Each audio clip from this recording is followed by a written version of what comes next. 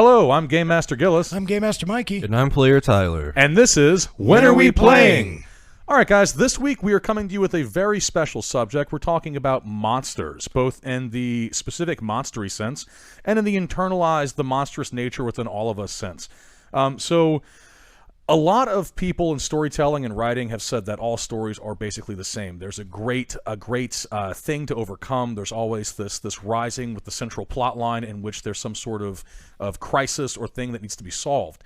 With monster storytelling, this is really fun because it's externalized in a big, giant, scary beast of some kind often that's really cool and adds an interesting, fun dynamic of survivalism to it instead of just like, we're going to get evicted if we don't pay the rent this month or something like that. Yeah, and oftentimes when you're dealing with monsters, I mean, the monsters either of the environment or found within certain environments, so that really changes your setting and where you're going.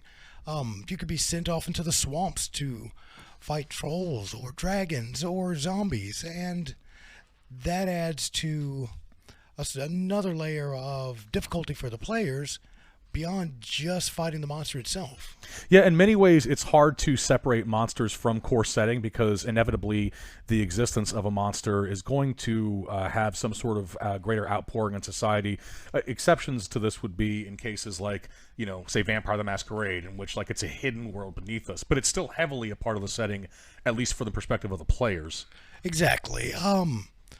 Now, with a setting like that you're dealing with, they're there and they do cause issues, and you've got to look at your player's relationship to the antagonist. Absolutely. And there are some settings where the monster, if you will, is kind of like the entire crux of the story. Like you see this with The Walking Dead or with that Christian Bale movie, Reign of Fire, like everything was about the dragons and that they had taken over and destroyed the world. You see this a lot with those generic horror movies where it's like, zombies. Yeah, like that. And with that, they're more of a looming threat, something that you run into on occasion. It's not necessarily a big bad guy, but it's always there. And using certain monsters that, while not very powerful on their own in large numbers, or in the case of the dragon where it's just always out there hunting and hungry, you've got something that's always pressing your characters and constantly keeping them on their toes where they don't necessarily get that full rest. And that's always a fun mechanic and fun tool to play with, keeping your players on their toes and just keeping them from really getting to settle in and get the correct supplies where they're always on the run.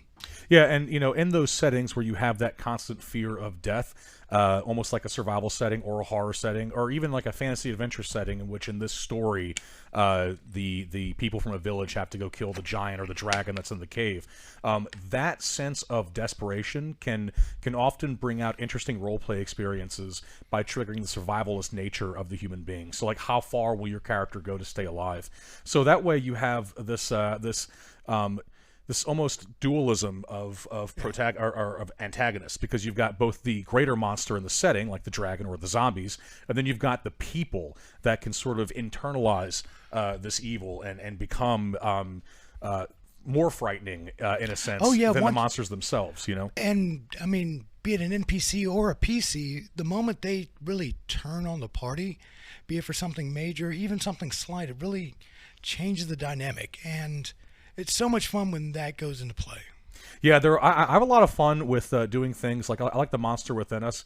We'll get to this in a second, but we've both picked out 4 of our favorite ones to discuss at length in this video. But I love when you have an NPC that the party has gotten used to, and then it's revealed later on at the end like they're secretly the master vampire, which is it's easy to do if you're not playing a game like, say, D&D, in which there's a paladin there that can just detect evil everybody. But if you don't have that person, or just for the sake of a realistic horror survival experience, you say no paladins, for example, because you want it to be gritty and hard for the players, then you can have like that first friendly NPC they encountered in the town who led them around. It is always helpful. Yeah, it's always helpful and nice, was secretly the mass murderer they were looking for the entire time, or was the spawn of a vampire and the curse only came out at night. There are all kinds of interesting things you can do with that. Oh yeah, I've actually used it where they were eliminating their rivals. Not necessarily their good rivals, but I mean, even among antagonists and the evil, they have rivals of their own where it's easier for them to acquire the power they need with these people out of the way. And what better way to actually get rid of your problems than to send heroes against them? Yeah, absolutely. You know, and another fun thing to do in settings that are very monster themed or monster oriented is that when you're playing on that desperation or that need to survive that the players all should feel if you're captivating them properly with good role playing and storytelling, is place them in those interesting moral dilemmas in which there's something to be gained in the short end by, say, fleeing or leaving someone to die against the monster, and try and see if you can bring out that sense of horror or danger in them. I don't want to say horror too much, like it's not even just for horror settings, but just like with a dragon, those moral monsters can be used to just, okay, now you've got to fight this troll, or it's also setting them up for a situation where they've got to look into themselves and make these decisions that are harder moral and ethical issues. Yeah, like think about the that classic scene from the first Jurassic Park movie in which they're fleeing from that T-Rex in the Jeep. It was replicated in that arcade game where like you're driving and there's a T-Rex chasing you. You can equate that with something with fantasy pretty easily, in which like maybe it's a giant that's charging you across an open plains and you've got a chariot or a wagon that's got an extra horse and you're fleeing. Have one of the party members fall out of the wagon, and see what happens. Like, do the 3 or 4 other party members stop and rush to their aid, or do they leave them to die? And then just for fun, go ahead and act out that first combat round with them, in which that one level 5 fighter is going to get smashed by a challenge rating 8 Etten that they really weren't meant to encounter yet in a combat way. You're just trying to introduce that tense chase scene, and let one player get bludgeoned to death. It really sets the theme for the rest of the for the rest of the story. Wow. And then you've got like, they're like, oh shit, this is a monster game. Okay, he will not hesitate to kill us. Now, speaking of giants and the evil within us, both Mikey and I discussed, we're going to be doing a few episodes on this. So, if you want us to talk about other monsters or some favorites of yours that don't just have to be located in fantasy adventure, we could do legends from real history, from mythology and things like that. Go ahead and send us some comments or let us know. You can email us directly and tell us what are some monsters you'd like us to discuss in future videos. But for this one, we each picked out a couple of our favorites. Oh, yeah. And in my case, that was giants. And then I started off with the Fae. Yep. And then I also chose not just serial killers, but like people, like the monsters within us all. Like human nature, I guess, would be one of the other monsters. And that's definitely always a fun one. But and then going back to that sense of evil too. What was the other one that you chose? Demons. Demons, always fun. Always fun. Yeah. But starting off with the Fae, since we're there and the picture's up, the Fae's actually been one of my favorite monsters and antagonists for quite some time, just because the variations you can find within there. The Fae generally tend to surround themselves in natural environments. They generally come from another realm, from within the mist, Avalon, this other fairy type world. And sometimes it's the world of dreams, the world of magic. Different settings are going to put them in different places, but they're always incredibly powerful magical creatures. Yeah. But they're also almost always extremely chaotic, regardless of if you're dealing with the Seelie or the Unseelie. Now, for those of you who are unfamiliar with it, the fairies tend to be contained within 2 different courts. And there's the Seelie court, which are summer fairies, springtime fairies, fairies of growth and life and such. Some would say good fairies, but I don't necessarily... It's an oversimplification. Yes. It's absolutely an oversimplification. Yes. And the Unseelie are your autumn and your winter fairies. These are the fairies that are generally there during the cold, and they're the nightmares. They're the harvest time and the hard times. They're the ones that you recognize through the ice and the cold and the hunger. Those times, because they're always, with fairies, it always goes back to something natural. Yeah. Now with the Seelie, you're looking at things like the She, which are the noble, very beautiful fairies that tend to rule these courts, and for the most part, they're lording over. They're the tall, they're the Oberons and the Titanias, and most time people like to think of them as regal and noble and making wise choices. And if you really go through the lore, they're mad as a hatter. Yeah, I remember playing in a game in which we had this encounter with this town, and they were worshiping some sort of like god of the sun, like they were sun worshippers basically. And the more time we spent in the town, they talked about the sun prince coming. We'll come to find out after a few games, this sun prince or god that they were worshiping was basically a fae. He was a Seelie fae, and he was of the summer court. So he was basically just like I think the DM seemed to take like Sprite or something like that, and add a bunch of fire-related powers to it. So like the first thought is to assume, for a lot of people that aren't really familiar with the different uses and stories, that, oh yeah, like you said, Seelie are good and Unseelie are bad. But really, fire is consumptive in nature. So this guy was worshipped as a being or a lord of fire, and he demanded human sacrifices just for fun because, fire's consumptive, and there are brush fires, in nature. Forest fires are often a way of, clearing out new planting land for trees to then spread their seeds and things like that. So it's not that he was a good guy. He wasn't. He was just a lord of the sun or lord of fire, and they were fire worshippers and sun worshippers basically. And a lot of my favorite examples are, I don't know if you saw this, it was on, I believe, Netflix, but it was like Stephen Strange and Mr. Norrell. I did not see that. Oh, God. Well, they had this, they had a fae. It was absolutely a fantastic example. And he would encounter this woman at night, and she would have dreams in which she was dancing forever. So she would wake up, and she would essentially then be exhausted and fall into the stupor because in her mind she was being made to dance, and she was trapped essentially in the Feywild, basically. Yeah. It was almost like, to put it in D&D terms, it was almost like she was astrally projected and her spirit was bound in the Feywild, dancing eternally while her body was just physically exhausted and crashed and slept the entire time. And that's one thing that you should keep in mind about the Fae. Now, the Seelie court are very playful. Right. And I mean, they will curse you at the drop of a hat if you do something and step out of line, but they're also very playful, and their concept of playful and their concept of jokes are very alien to ours. They're much more extreme, this like very dangerous childlike joy. And the things that they find funny are someone has to dance in their sleep. No matter what they do, they're never going to get enough rest. Or giving you an ass's head, or not letting you find your way out of the woods.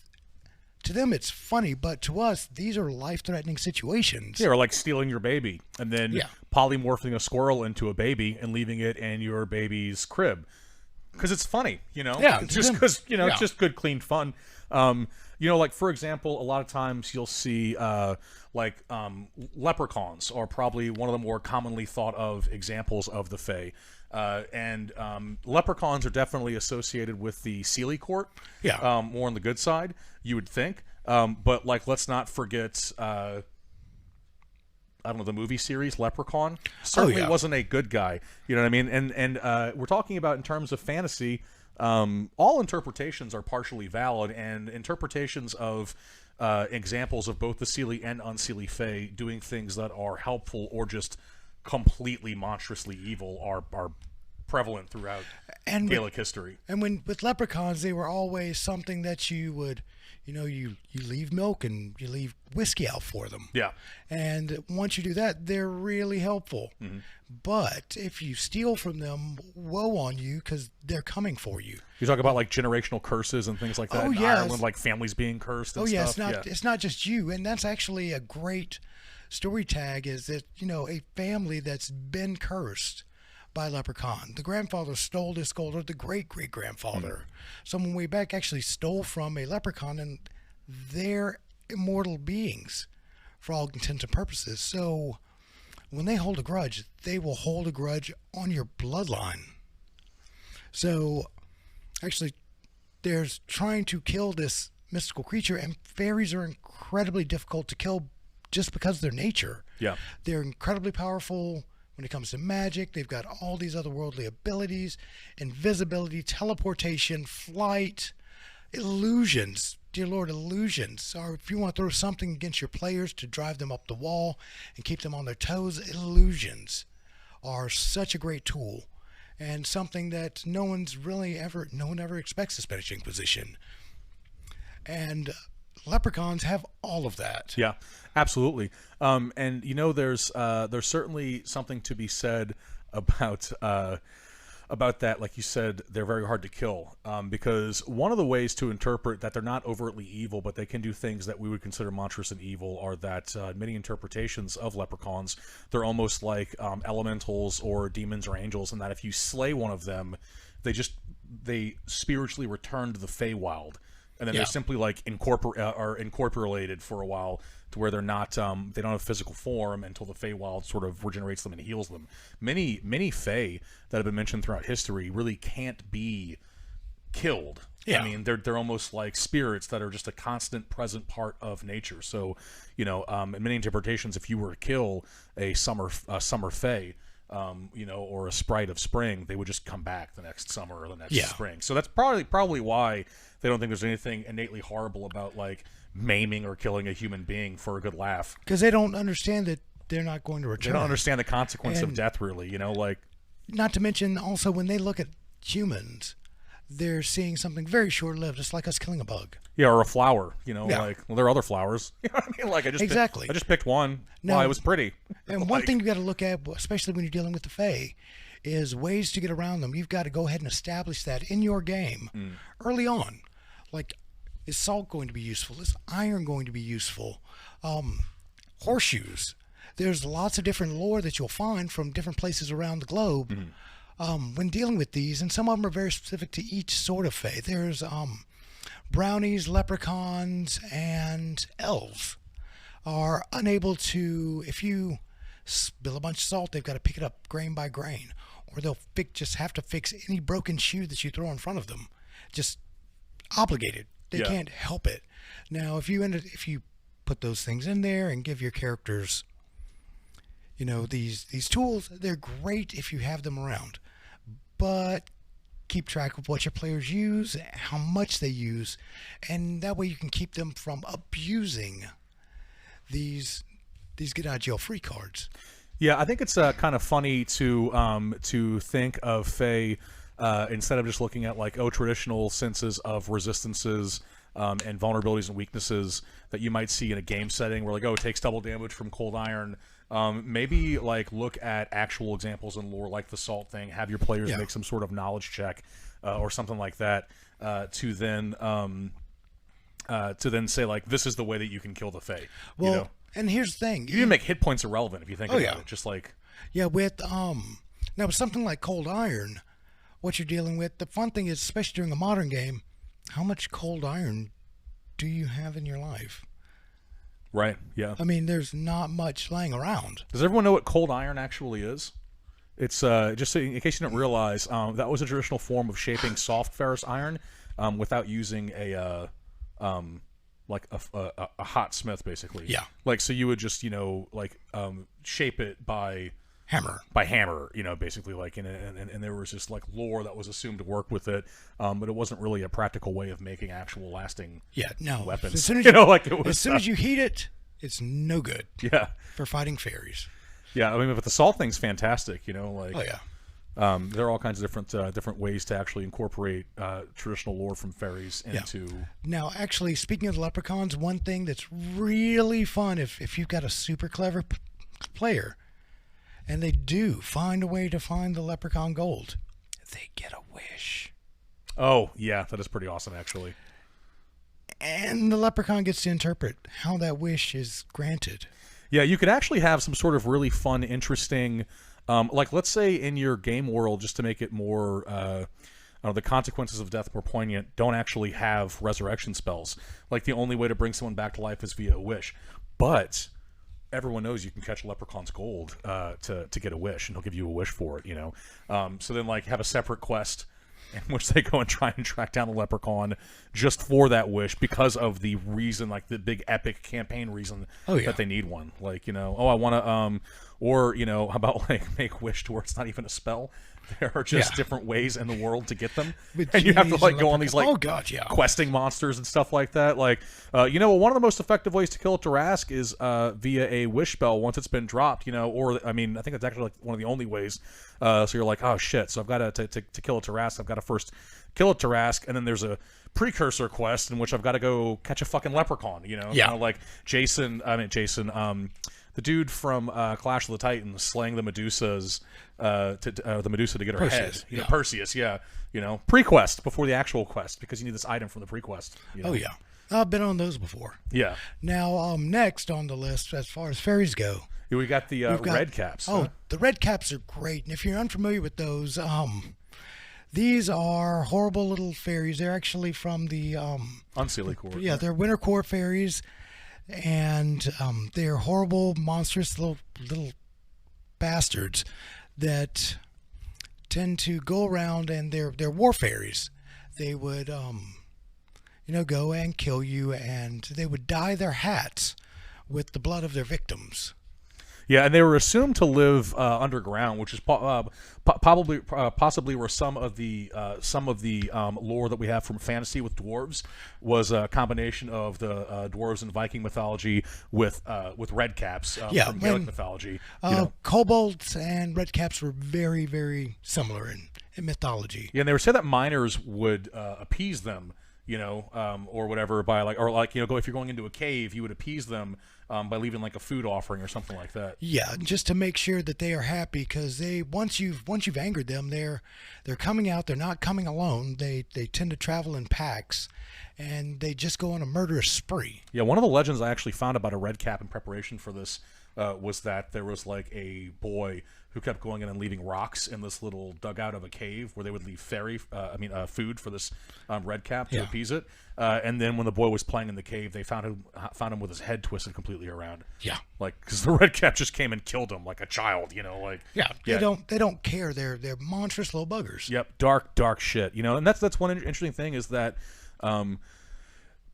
Whereas fairies of the Seelie Court aren't just overtly, obviously, on-the-nose evil in a way that you can tell right away, Unseelie Court fairies tend to be pretty obviously overtly evil in a way that you can tell right away most of the time. Well, they're generally used in legend to explain the feel of the seasons. So with something that's dealing with the autumn and the winter, those are very harsh, very stark times of year. That's why the personality is often depicted as being like barren of empathy, sort of. I mean, when you go into the Unseelie Court, you're dealing with things like Slua, which are the bad dreams and things that sleep under your bed, and they're the shadows, and they creep out and they're hungry. Yeah. And they'll like kill children in the night, which was something that happened. Kids would die at night, but how do you explain it? Well, the Slua came and got them. Yeah, like sudden infant death syndrome. Yeah. Like the Dark Ages, like Ireland was like, the Fae did that. The Fae, babies don't just die. That happened. That's the Fae, Whereas like now we're like, oh no, they literally just die sometimes. People die all the time, Now, next up we have giants. All right. Giants are one of my absolute favorite kinds of monsters. I say kinds of monsters because there's such a huge variety of them in different, regional settings and regional mythologies. You think about Native American culture having cave drawings of giants. Egyptian hieroglyphs had pictures of giants all throughout them. Those are usually gods versus giants. Well, sometimes, but also they had just large people. And Native American lore, they weren't gods at all. They were just monsters. Monsters, yeah. Like there was this, I think it was the Pauit or Pawnee. I read an article recently that was about one of them.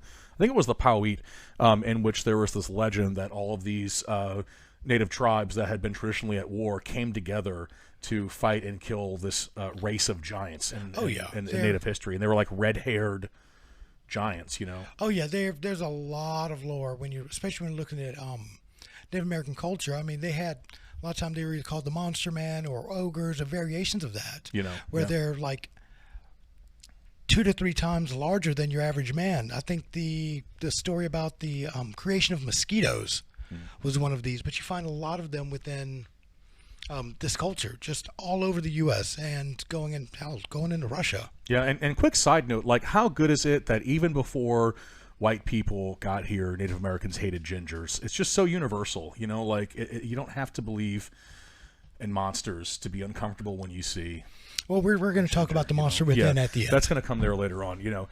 But yeah, like there was a quote by Abraham Lincoln that I thought was very interesting, and a lot of people that are in a group of what many would call conspiracy theorists, that there have been giants that have been covered up, have referenced this. So Abe Lincoln, when addressing Niagara Falls in an 1848 speech, said, "The eyes of that species of extinct giants, whose bones fill the mounds of America, have gazed on Niagara as ours do now." I always think it's interesting to take giants, which are typically seen as a strictly fantasy adventure threat, and pull them into the modern world. Like if you've got World of Darkness, you've got vampires, werewolves, things like that, you know. Oh, yeah. Why not have giants randomly pop out as a massive conflict about, like, in which vampires and like this they're in Elysium doing their RP lore, and then a giant attacks in the city. Oh, yeah. Completely shift the theme of the game from RP to, oh shit, there's a giant. What do we do? Yeah. I mean, and even a smaller giant within a city, one that's actually just able to avoid sight. It'd be a lot harder in today's modern age, but I mean, a game that takes place even 40, 50 years ago, while there'd be a lot of noise if it's within a large city where you've got dump trucks and traffic accidents and construction going on, a giant that moves through the city quickly, gets what he wants, and gets out, could just be an urban legend. Yeah. They live under bridges, live in the sewers, find different ways of making it through without being noticed. And that's something players could actually interact with and have, you know, fun tracking down. And then you've got to deal with the local authorities and all these other crazy things. Because you don't want that to be front page news. Exactly, yeah. And there are so many interesting ways to do that, too. So you've got giants. If you look at them in the more traditional burly monster sense, it's easy to write off some of the potential with them. I played in a game once. I didn't run this, but it was a Shadowrun game in which the DM was like, or the GM in this case was like, you know, hey, we've got all these fantasy elements pulled into Cyberpunk. Fuck it, we've got a shadow giant that's somehow in the city. And this is an example of a giant that could turn invisible and popped in and out of reality via shadows, almost like a giant boogeyman, so to speak. You know what that sounds like? It sounds like a hollow from Bleach. I don't know if you know what that is. Yes. I don't know. Yes, I know what that is. They randomly pop out of gates from their hell or place of origin, and then just randomly pop into existence into the human plane. Yeah, but the humans can't see them because they're essentially ghosts. Oh, that's awesome. Yeah, I think that what he was going off of was he was kind of drawing inspiration from both werewolves, because this was a group that we played Shadowrun and the World of Darkness pretty much all the time, and this was a group I liked because I never had to actually run the World of Darkness games or the Shadowrun games, and basically there was this idea of using a giant that could transport through shadow in the same way that werewolves could pop in and out of reflective surfaces. Or the Umbra. Yeah, the Umbra, you know. Yeah, exactly. And then further inspiration was the Shadowfell from D&D. So we kind of combined those two aspects to say that giants from the realm of shadows had found a way into our world through shadows, since magic had been essentially reawakened in the world. Oh, okay. Yeah, I mean, it was a lot of fun. But also, you know, you have so many accounts of giants in history and in historical mythology and lore, such as the stories of Jack and the Beanstalk, you know, which was slightly changed with the Jack the Giant Slayer movie that came out a while back. Yeah. And then there's also like that movie I Kill Giants, which was like kind of fascinating because it was like this. She was like a middle school girl who had this magic hammer that would go out and like fight and kill giants and shit like that. It was an awesome concept. But you can also do them in a less action-packed, lighthearted way, and in a more like dark, serious way, like in which they like, you know, raid into a town and are cannibals. Like I don't watch a lot of anime, but like Attack on Titan, is fantastic. It's so dark. You know what I mean? It's not super like, dark. And most of the time, like if you're playing D&D or playing a lot of fantasy settings, you run into a couple of giants, and I'll tell you what, they are absolutely, every time I've run into them, we have lost someone from the party. Oh yeah. Giants kill players, and if you have a setting where, like Attack on Titan, which you brought up, where they're constantly a threat, then, I mean, it is a major problem. Yeah, no levity, no magic beans here, bitch. You know what I mean? Like, that's like... I'm gonna get you. V5 Like those are just. And these are just hill giants. And these are the dumbest of giants. Yeah. Yeah, and that's the thing too. Is like I find it fascinating if you get into more of the D&D breakdown of it. That the reason that all giants speak the same language of giant, even though they seem drastically different to us, is that they're actually in a big worldwide society. Yes. And they have like a caste system. So like I think the highest epitome are cloud giants. Storm giants, actually. Is it storm giants and cloud giants and storm giants? Or storm giants and cloud giants. Well, Titans go first, then the storm giants, and then the cloud giants. Yeah, but I know like down there you've got like Ettins at the very bottom are like they're still considered a kind of giant, the two-headed ones. And then you've got like hill giants above that, but they're definitely separated by like a caste system, which is really fascinating because you have some that are good and some that are evil, you know, and some that are magical. Well, like storm giants, for example, or I think either storm giants or cloud giants are good. Titans are good. You've got furbolgs, which don't let 5th edition fool you. Furbolgs are not a foresty race; they're a giant race. They were always a giant they're like race sub in D&D. giants. They're basically just like 13-foot tall humanoids. Also gingers, actually. So I always thought that the Native American legends were the basis for furbolgs. Once again, that actually mixes into the stories of fairies because they're almost like the Feywild giant. Yeah, exactly. You know, it's true because there were a lot of examples of fairies that in which there was overlap between giants. Same thing you could say about the next one we'll be talking about demons, because like Oni, for example, in Japan, many times Oni were depicted as these gigantic monsters. You know, like really, really interesting stuff. Now, once you get into looking at the culture, I mean, if you start at the bottom and work your way up, the lower caste of giants generally tend to be dumber, slower, more aggressive, more animalistic, just a much more simple based giant, and much more brutal. Yeah. What you see is what you get. You're getting a club and rocks thrown at you, and it's just decimating. If you want to lose a player, bring a giant to the table. Yeah, and then you've got some of them, especially like you mentioned the different the cultural varieties of, like, think of like Thor and how the Midgard and Asgard were both heavily threatened by the frost giants. You know? Like was it?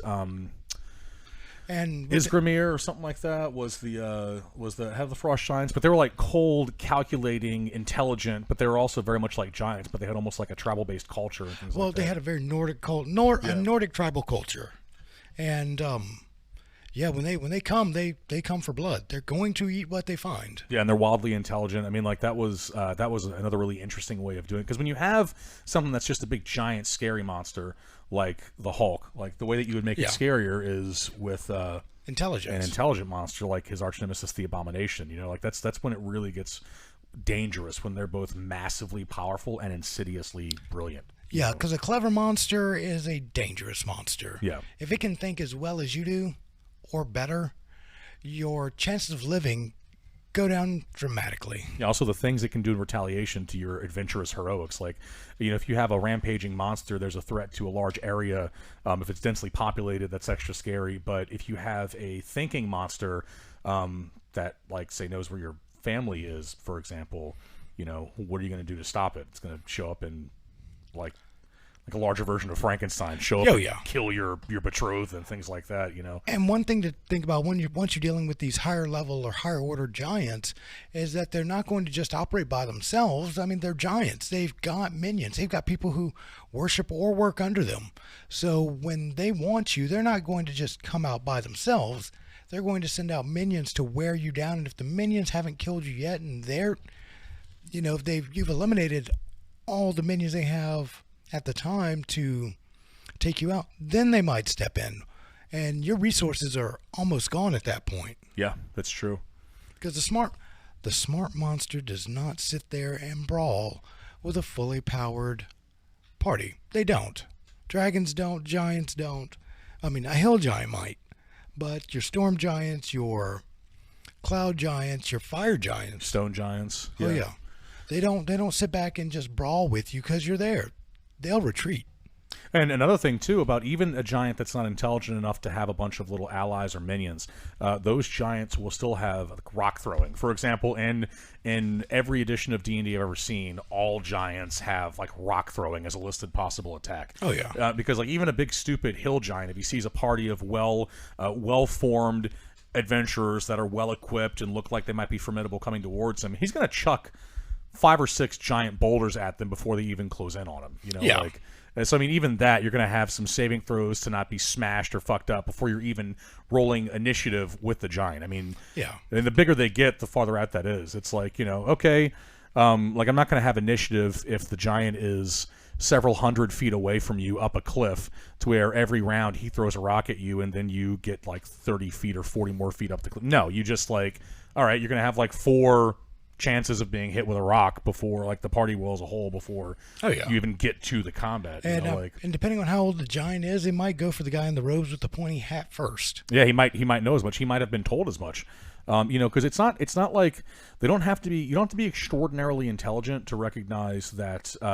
Typically, when you see somebody with full plate, they don't fling lightning bolts out of their hands at you, or that, you know, oh, those ones with the robes carrying the books, they can throw lightning bolts at me or fireballs or whatever. You know, like a giant of average intelligence would pick up on that, and then now your wizard has to make a dex or a dexterity saving throw or a reflex saving throw. Oh yeah, or get smashed with a boulder, get like 8d6 damage or something crazy. You know.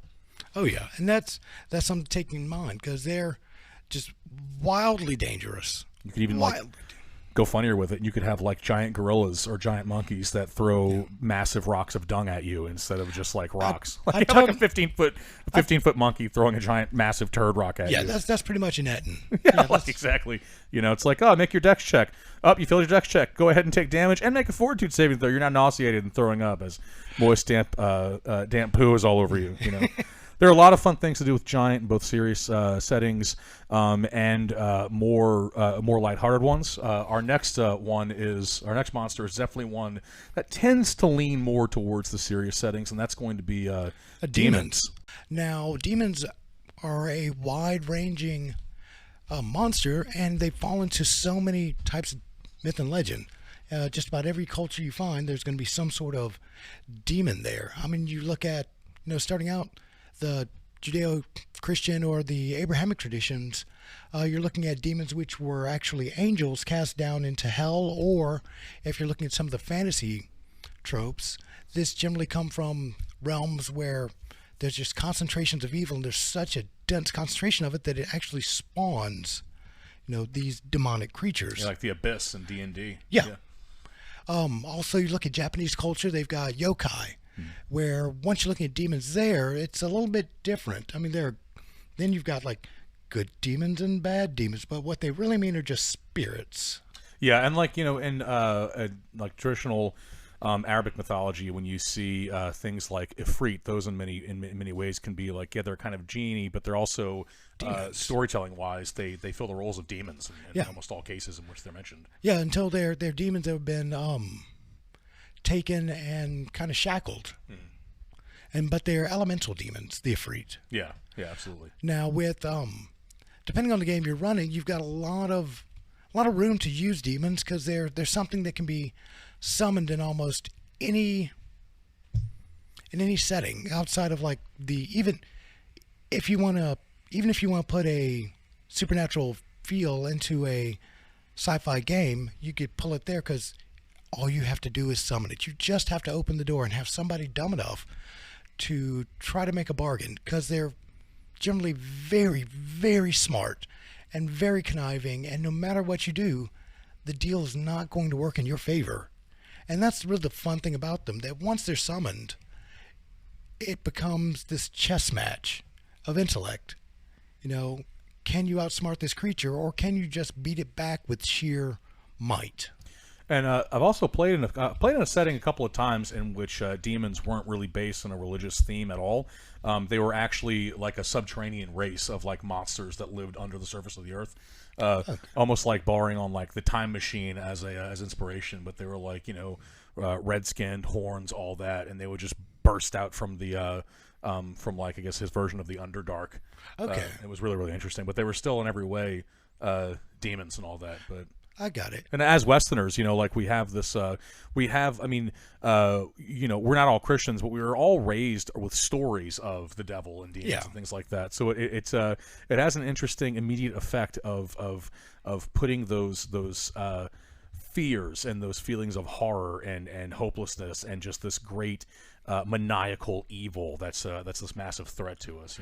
Yeah, and a lot of the games I run, I like to use demons, and I like to start out with minor demons. You're looking at like imps and yatterlings and smaller creatures that just torment, and they might not even be visible, and the characters might not realize while they're having this strain of bad luck, or why this curse is there, or why these things keep happening, because this creature, despite the fact it's a minor demon, it's smart enough to know the rules, and it plays by the rules, but it just stays right out of sight.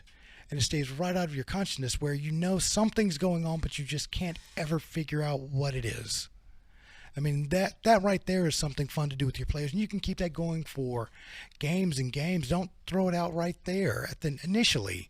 Just use them as this barb that you can stick players with. I mean, mind you, give it a reason. Why is this demon there? Who summoned it, and what's the price they're paying for it? But it's there, and those little minor creatures.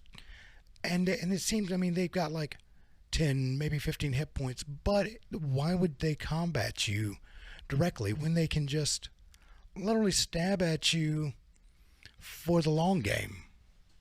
Yeah, and in a lot of senses, you don't even have to have them materialize and manifest physically. You can have, like, say, this demon that's harrying one of the players, and the way that it's working is that he's sort of like affecting his mind and his worldview, and like you can basically have, like, say, willpower saving throws and things like that, or that lead up to eventually just straight up possession, in which you've got to take the player aside and say, okay, you are now completely possessed by a demon. Work to kill your party. You know what I mean? And then just go. You know what I mean? Like, there are a lot of ways to do demons without even using demons in the traditional turn-based combat sense that D&D presents them in. Oh yeah, and using it that way is so much more fun, and it throws people for a loop as long as somebody can keep the secret, especially when you're dealing with possession. And modern games once again bring into place just the idea that you don't necessarily see it. Right. So there's so many more variations, so many more things that you can throw at your players. I mean, it can summon hellhounds, which just chase you down. You can't necessarily see them, or one player can see them. Exactly. Yeah. You could have that. You could have, like, say, a player who's like, marked and being hunted by a demon, and you could have these combat encounters in which, like, only they can see the target, and then if you do that, every now and then you can just have them hallucinate and think they see something, and there's nothing actually there. There are a lot of ways you can go with that. Oh yeah, and the funnest, or at least for me, one of the more fun aspects is giving players a easy way out where they have to make a deal with a crossroads demon.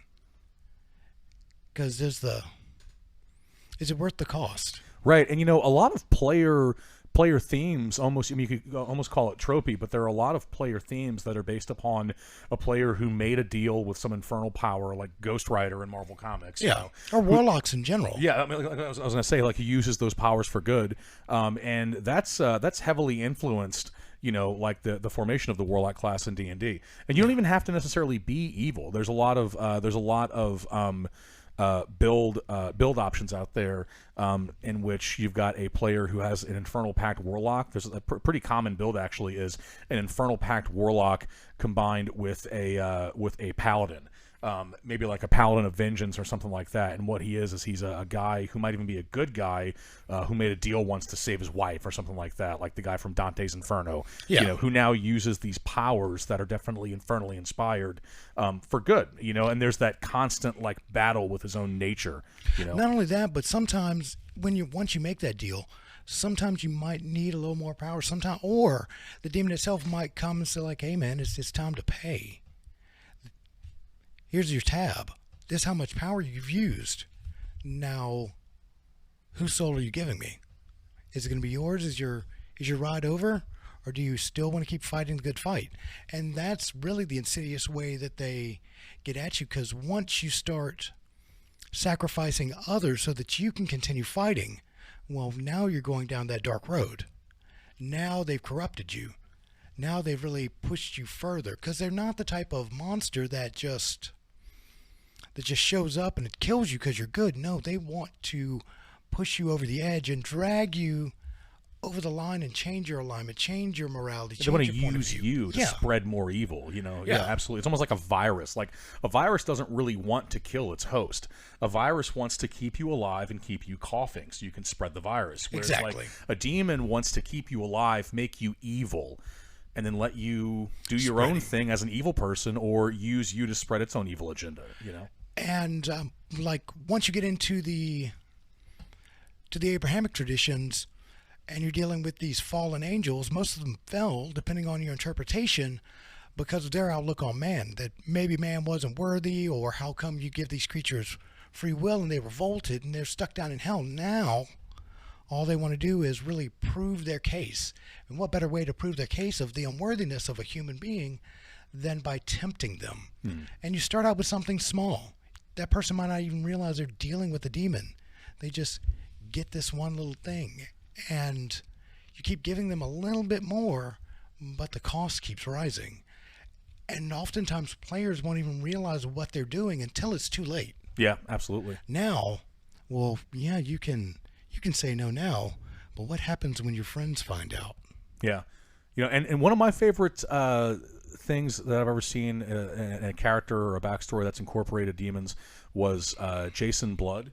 And as a comic book character, so you could also use this in a sense with a warlock. Etrigan. Yeah, Etrigan. Etrigan, Yeah. So Jason Blood was a knight that was wounded, and Merlin saved his life by combining this demon to this human being. Yeah. So Jason Blood never made the choice. He never actually had like a fall from grace. He never made a deal with a demon or anything like that. A wizard or a spellcaster basically merged the two together. So what happens with Jason Blood is that it's not so much of him using evil power. It's almost more like the Hulk meets Shazam, in which he will say something. I think, and I believe, like what he says was, is a gone, the form of man, rise the demon, Etrigan, and then he swaps places with Etrigan.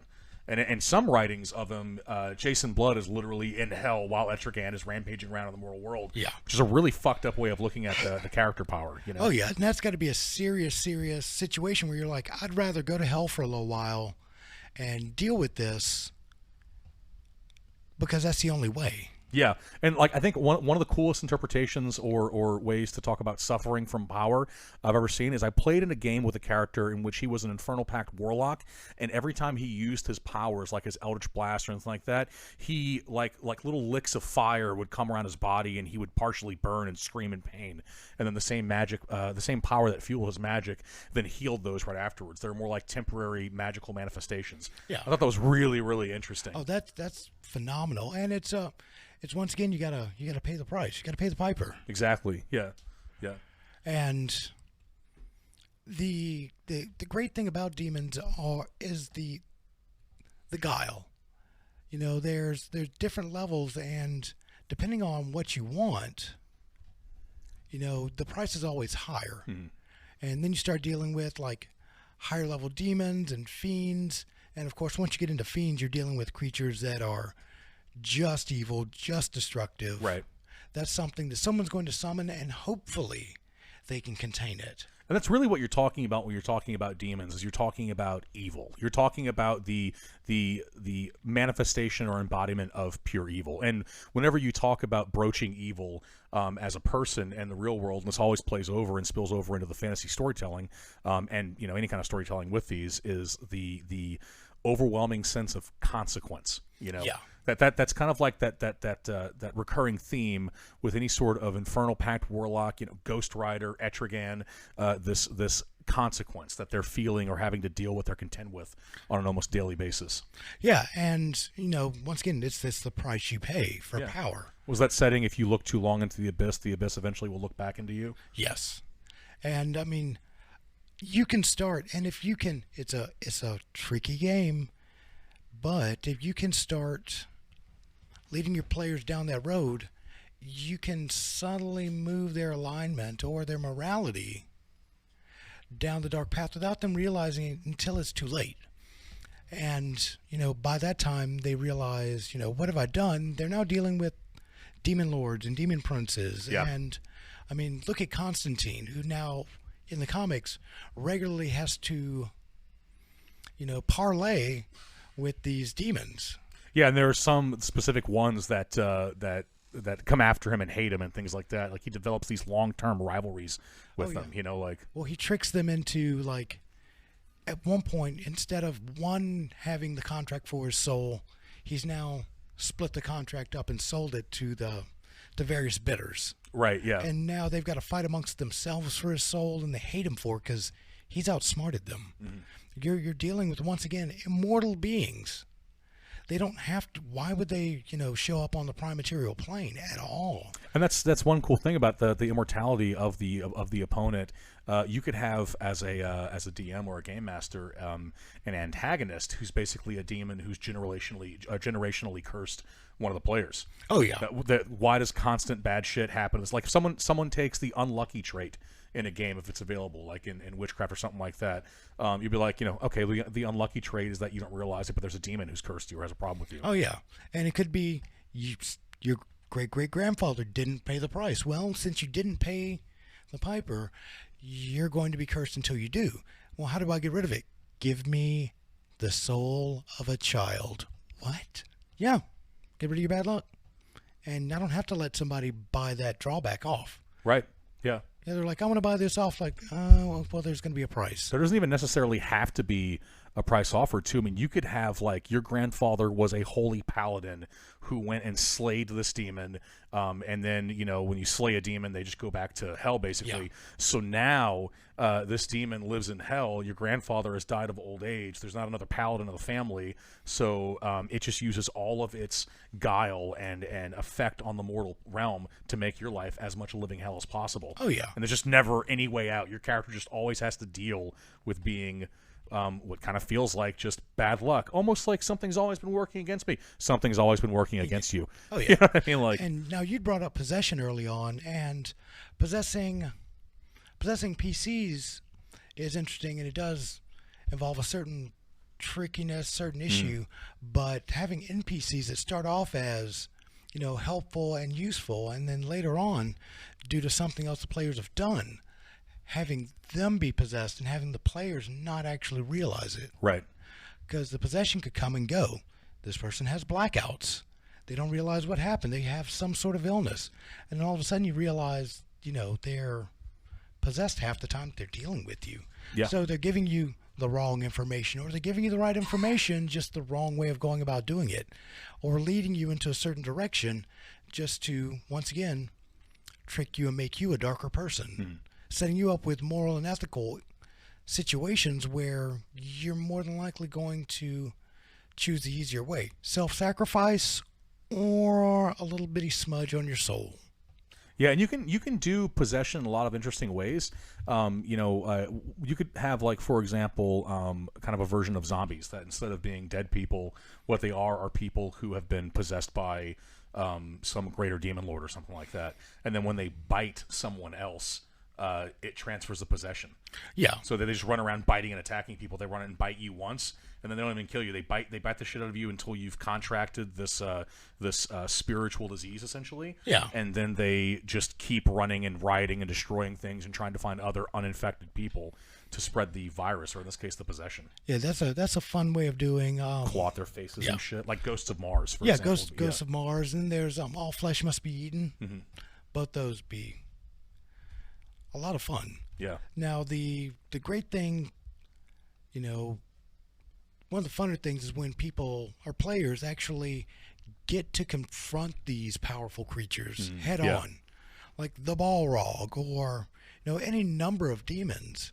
They don't even have to be facing like the devil, right? But the immense power they hold. I mean, they've been using guile and trickery all this time, but actually sitting there in front of them, the power they radiate, just the evil that you see, is immense and overwhelming.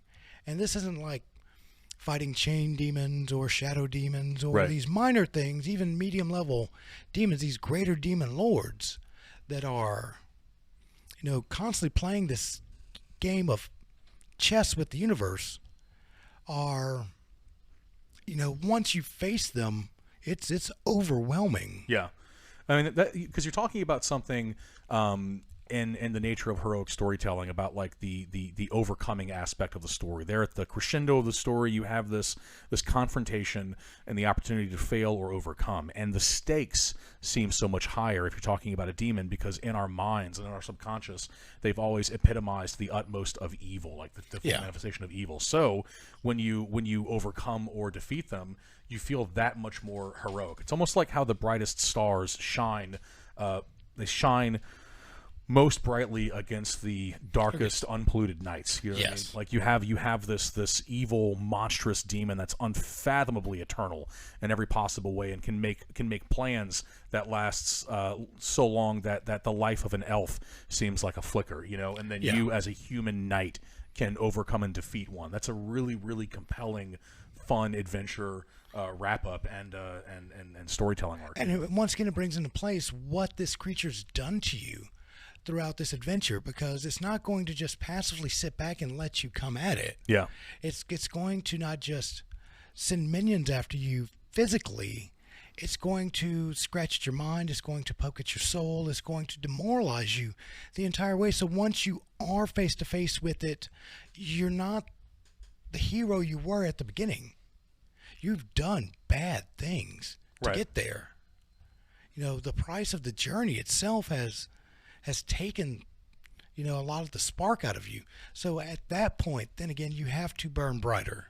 Yeah. Despite how much effect it's had on your soul. Now, if you're the paladin who's made it through this and kept yourself in check the entire time, bravo. Right. Yeah. But I ain't gonna let that happen. Yeah, another really I think a more interesting way to do that. I mean, it's like, okay, unless you're the paladin, we all, like, everybody goes to the nine hells, and then they come back, and it's like, unless you're the paladin or like a monk who has some sort of way of like purifying your body, or maybe a cleric of like a good deity. Yeah. It's like the rogue and the fighter. You can have like the same thing happen to them that happened to Frodo when he was stabbed by the Morgul blade, in which like their body just sort of is permanently cursed, polluted, and begins to like wither, essentially. Yeah. You know what I mean? And they look all like worn out and pale and just like gaunt, and and then it just like slowly corrupts their bodies. Yeah, and if they make too easy of a time of going into hell, or do it too often, it's Yep. Plus, when you come out, what else gets out with you? That's always that's a very good point. Because the moment you open that door, something's racing for it. Yeah. Who has to stay behind and just guard the gate? Yeah, and then that's another thing too. Like, let's say the gate opens, and you've got people who are guarding the gate are only looking for visual things, but then like the spirits escape. You know what I mean? Like these demonic entities that you can't visually see, that then go out and corrupt the world and make it more evil. I mean, that's something they've done in the show Supernatural time and time again. Almost every time someone opens a portal to hell, the souls of the damned escape, and these are generally the most horrible people you can find. Yeah. And now they're ghosts, and they're going to possess people, and you let them out. You're kind of morally obligated to track them down and get them back to hell. Mm-hmm. Absolutely. Yeah. It can make for, I mean, as a DM, I mean, you go from feeling like you're scraping the bottom of the barrel to come up with more story and more story arcs to pursue, to like a virtually never-ending supply of episodic encounters in which you're hunting down ghosts and demons, almost like fantasy adventure, way more hardcore Ghostbusters, basically. Yeah. Oh, yeah.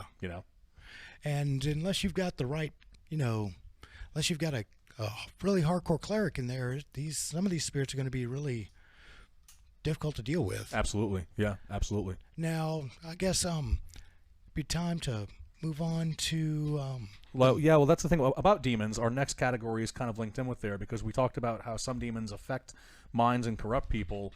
There's this moral principle of the evil within all of us, and it's hard to do an episode about monsters without mentioning the monsters that humans can become. Yeah, the monsters within, not just humans, but humanoids and PCs. Absolutely, yeah, and NPCs. So You have a few examples of this, like Charles Manson, for example, in the real world. He wasn't himself a serial killer. Probably himself never killed anyone. I mean, at least not in the Shannon Tate murders. I mean, there could have been, or Shannon Tate murders. There could have been others that took part, but as far as we know, he never killed anybody. Yeah. But he was a crazy person who was evil and inspired others. You know, very, very charismatic, very smart, and just able to work the minds of others. And as an antagonist within a story, that's an incredibly hard one for the players to kind of pinpoint immediately. Yeah, you know, and you've got this really interesting aspect to this, because there are also, I mean, there are both evil people who do evil themselves, and then there are evil people that do evil by corrupting others into doing it. Yeah. Like Grima Wormtongue from Lord of the Rings. You know, he himself only ever like whispered dark thoughts into the minds of and corrupted those around him. You know, same thing like with Charles Manson. You've got examples like, say, the Joker from Marvel Comics, who he himself, DC Comics, who he himself is an evil person, but one of his primary powers is convincing others to become evil or crazy or magnifying. Just through his madness, he's able to draw people in and bring them to his perception, his paradigm of things, and they accept the madness that he brings with him. And he's a serial killer. He's a psychotic. And that type of madness, really, it's the fact that it becomes infectious is almost, if not more dangerous than the madness and murder from the original person. You know, seeing people just happily go down that road and watching that from the point of view of a player, like, why does that happen? And having that person actually, if the players don't know where it's coming from, having that person whisper in their ear as well. Don't necessarily give them the roles, just have that person just nudge them in one direction until they become the really bad murder hobos. Yeah. I mean, there are some really interesting ways to do that too. Like, you've got there was this movie on Netflix called The King, and it was about one of these kings coming to power by invading France, and it focused around the Battle of Agincourt. And then you find out there at the end that spoiler alert, that the advisor to the king had fabricated a lot of insults from the French to the English to sort of encourage this war and this invasion to take place. One of them was causing a fake assassin to spring up. So I mean, you could have an NPC who's making these advising decisions to the players that are all structured in such a way that the players then go out and do great acts of evil, and they never even realize. Like, you could say a bandit camp. Like, you could have an evil wizard who convinces a bunch of people through domination effects to come in and raid the castle that the PCs have, and dress them up like these barbarians. And you could do that so many times that then there's a quest in which the PCs go and raid this barbarian village and wipe everyone out completely, and then no barbarians ever actually attack them in the first place. Yeah. Just like complete cultural genocide. Yeah, you could do that with tribes of orcs or half-orcs. Anything like that, absolutely. Anything. There's like we just want to come, we just want to make it through here. There's a land we want to get to. There's a forest. We want to settle, hunt there, leave everyone alone, just mind our business. And it's got to be like, you know what, fuck orcs. Yeah, like one powerful wizard, one powerful sorcerer, one powerful warlock, really one powerful cleric or druid could through any number of means fabricate hostility that's not really there. And then so you've got these workers on the wings that do things. Then you've got people that are just malicious and evil in and of themselves through acts that only inspire fear because of their existence, like the Night Stalker, for example, Richard Ramirez. Oh yeah. I mean, he went around doing these absolutely horrible, brutal acts of violence against people. Well, was he a collector as well? I don't know if he was a collector. I mean, they say that almost all serial killers had some form of mementos or trophies from their killings that reminded them of the acts. But I don't think that he actually collected the bodies in the same way that Jeffrey Dahmer did. Yeah. He just would kill people and then leave usually. Yeah, and one fun thing to do with that is, like, even whatever your setting is, have it look like a monster did it. Actually have it look like some sort of creature did this and set up a situation where, you're hunting you're hunting vampires, you're hunting werewolves, you're hunting something that looks, because everything at the scene leads you to believe something bad happened, and it was a monster, and come to find out that the monster's just a person. Yeah, a lot of really fun ways to do that are, well, I mean, first off, you've got to have this sort of like radar as a DM or GM about the opportunistic things that the players have left open for you. For example, if no one in the party has any sort of skill or ability to medically research a scene. Yeah. Like if none of the players in the party, if you have something like Witchcraft, a game in which like you would actually choose medical or whatever, you know, or if you have D&D and no one's taken heal, like if no one has heal as a skill, if no one has even a single skill point in heal, they probably wouldn't be able to differentiate, say, an animal attack from a guy with an axe that just chopped up a bunch of bodies. Yeah. I mean, because we take that for granted, but like largely a lot of that would be medical expertise. And like you're like, well, I've got a cleric. Well, the cleric has seen wounds close with magic. The cleric doesn't actually know how to do surgery necessarily. You know what I mean? So yeah, it'd be really cool to have let people make a party. No one takes the heal skill because we've given out magic healing potions. I'd argue that a ranger might be able to tell. Well, so that still fits with my example, though. Yeah. You don't have a ranger in the party. Yeah. Same thing. If you don't have anyone in the party, because I mean, I think especially in 5th edition D&D, you'll often have a party comprised with no magical healing because of just things like the ways you can take breaks, second winds, things like that. You know, or short rests with healing die. And then I've sure as shit played in a ton of parties that didn't have rangers. I think ranger is one of the least popular classes. Yeah. I mean, in D&D, as far as in my experience seeing it played. I'm not arguing for or against the power level of rangers, but I just don't see a lot of players choose them. That's true. So I mean, you can have like a series of brutal, grisly murders in which there's just no one there to verify that it wasn't a monster, and then come to find out it was a person the whole time. Yeah. And this is going back to that prime Maybe example. the innkeeper. Exactly. It could be that NPC that you have had there the entire constantly. time. You know, that's been there scene after scene after scene. And even better is it's somebody that you've introduced, and they're always there's the innkeeper. It's the fishmonger's daughter. It's somebody that they've seen, but they just brush off because they're a background NPC. Mm-hmm. Or like if a player wants to retire a character, that's totally fine. You can retire a character, but you have to play one gaming session with that character, essentially like in the way that I'm instructing, as sort of like if you want to quit a TV show as an actor, typically it's contract, you still have to do 1 or 2 episodes to wrap up your character story arc. And then, so you'll still be the same level with this new character coming in, but you do a quick little 1 or 2 game session story arc in which that person was a villain the whole time. Yeah. So they really, really feel it, because it's been like someone that they've played with at the table the entire time. Yeah. And then you've also got a lot of these people that they're insane and evil, but it's in like an especially fucked up way. Like John Wayne Gacy would go out and be a party clown. He would go to parties and be a clown.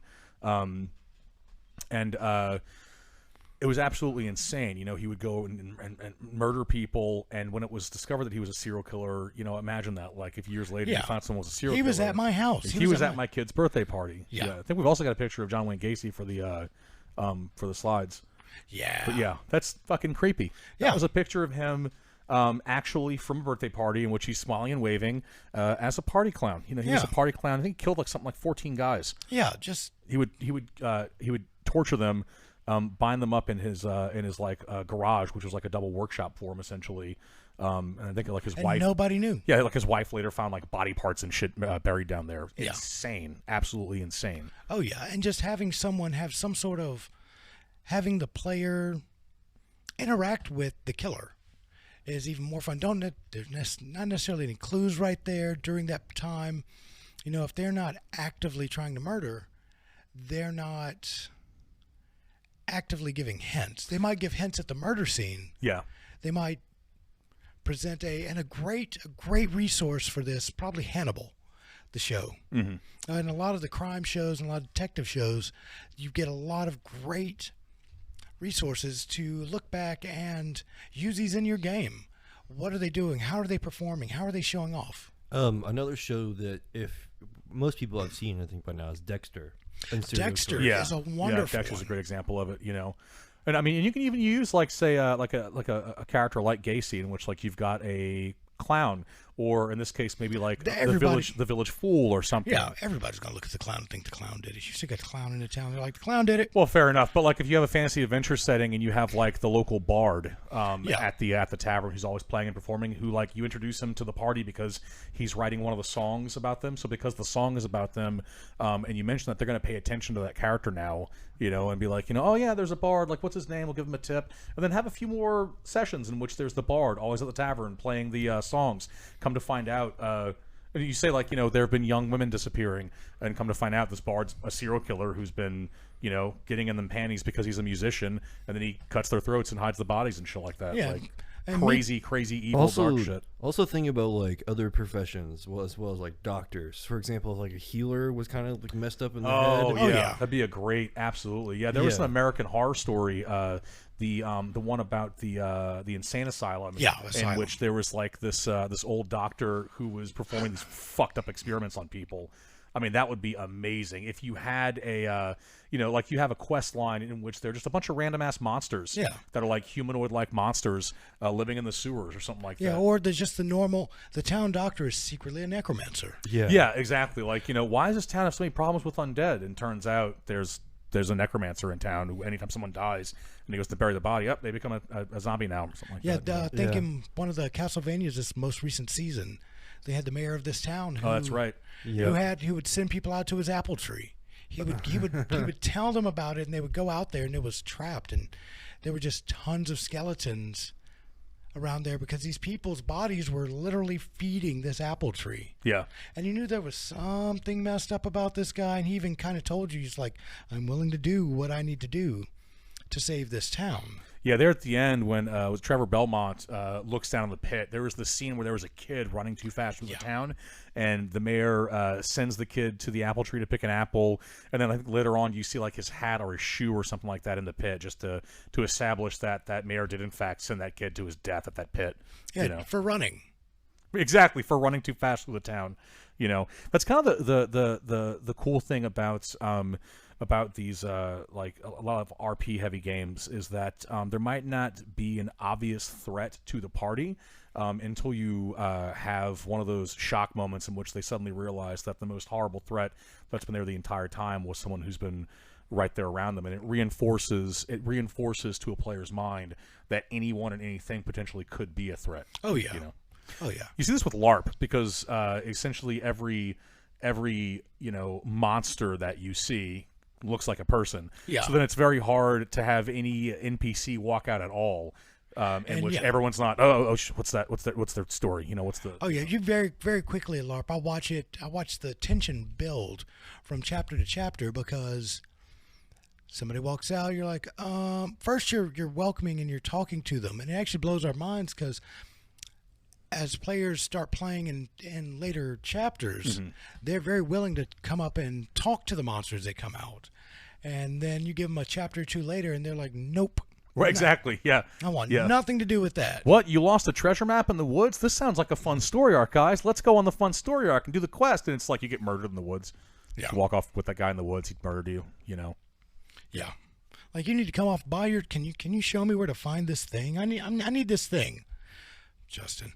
And oh yeah, we went out as cannibals one time. It was so much fun. We went out there saying we needed leather workers. We needed tailors. Yeah, we needed tailors because we had these tags on us that were like leather, but it said human leather, elf leather. You know, like at the time I was wearing a pig mask. Yeah, he had a pig mask on, and I was walking around saying, "We need to find some sweet meat," because we're also trying to harvest human skin and flesh. Yeah, and that was an example in which we kind of made it like as obvious as possible. Really obvious. I mean, that was just stupid. And somebody walked off by themselves with us, in which case people were asking, they're like, where'd he go? It's like, oh, he walked off by himself with those two. It's like, fuck, he's dead. We made it really easy to not come with us. I mean, it was like you knew something shady was about to happen. But a lot of times, you know, there's no hint at all. Someone comes out there and acts like they're a merchant and says, yes, I need to have a guild contract fulfilled. Will you take me to your guild master? And then like they'll walk you into the bunkhouse towards the guildmaster, and you just murk them immediately as soon as you have them by soon, yourselves. You know, as soon as their back is turned. like you're supposed to act not sinister at all and kind of let them their guard and drop them. And you can bring that really into any games if you can.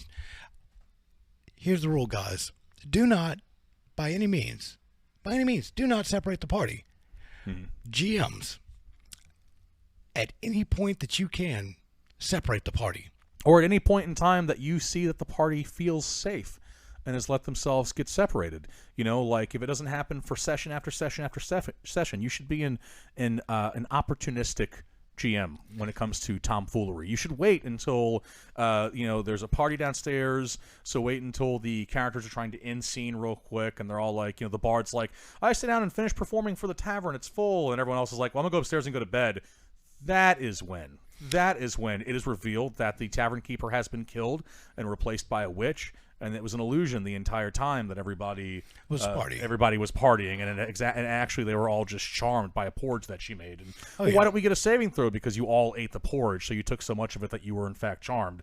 Know, and then you wait for everyone to go to bed. Now there's just one bard downstairs who has like basically a bunch of mindless zombies that are like people that have been charmed, and then you have to role play out the session or that scene of him like fleeing and running and screaming while everyone else upstairs puts their armor back on and wakes up and shit like that. Or even better, we've got to go through the part. Of course, we've got to go through the part where everybody goes and gets supplies. Yeah, absolutely. Yep. And like, who's going? Be real specific about who's going and where they're going. Or are you going to go get this? You're going to the butcher's market to go get salted meat. Dun dun dun. That's like the Thieves Guild. Whenever there's like a rogue who's like, "Can I be in a Thieves Guild?" I'm like, yes, you could be in a Thieves Guild. Because at some point in time we're going to be in the town and they're going to be like, "Oh, I'm going to slink off by myself and go check in with my guild leader and all that." It's like, okay, well that's totally fine. You can absolutely do that and get captured in an alleyway on the way, because get eaten. I think it's fun to occasionally murder, or not murder, not like without saving throws and without rolls and all that, but occasionally have an imminent life-threatening encounter with one player by themselves. Yeah, and with a lot of these monsters, like all these monsters, what you're dealing with is most of these are intelligent creatures, and aside from the giants, most of them are very clever. Yeah. And have the opportunity to use illusion, to use guile, and use trickery to get you. I mean, even, when you're dealing with fairies, somebody out in the woods offers you food. One way fairies will get you is by getting you to eat fairy food, sleep inside of a fairy circle. Any of these things, and it's really easy to actually pull players into a story once they feel comfortable. They've just had this fight, they're going to take a rest, they run into somebody friendly, or they even help somebody along the road. And always be looking for opportunities to drive the story or use trickery to kind of pull your characters along. It sounds mean, but in fact, it makes for a more in-depth and immersive story. Absolutely. Once they get those emotions going on. That's one of my favorite part about remembering that serial killers exist and crazy people exist, is that it's a threat that can always be there and can always pop out of nowhere. Yeah. But guys, I think we're coming close to the time and we're running out. Tyler, where else can they reach us? Well, they can find us at a bunch of places, but one of our favorite places that you can reach us at is on Spotify and on Anchor FM. We also have our Facebook page. Please, if you have any comments or suggestions, message us on there or just post on our page. Also, please feel free to watch our content on Patreon for just $1 a month subscription. Yeah, and we'll be doing a game session very soon that we'll be recording if you'd like to see us all play. Whole lot of fun. Hint, come watch our games. It's going to be pretty fucking awesome. It's going to be very amazing. And also, if you have any questions or actually anything you'd like us to address or any subjects that you'd like to hear us talk about, please feel free to email us, one on Facebook at When Are We Playing, and also... The email that we have for our Gmail account is wawptmg@gmail.com. Alrighty, guys. Well, it's been fun. I'm Game Master Mikey. I'm Game Master Gillis. And I'm Player Tyler. This is When Are We Playing?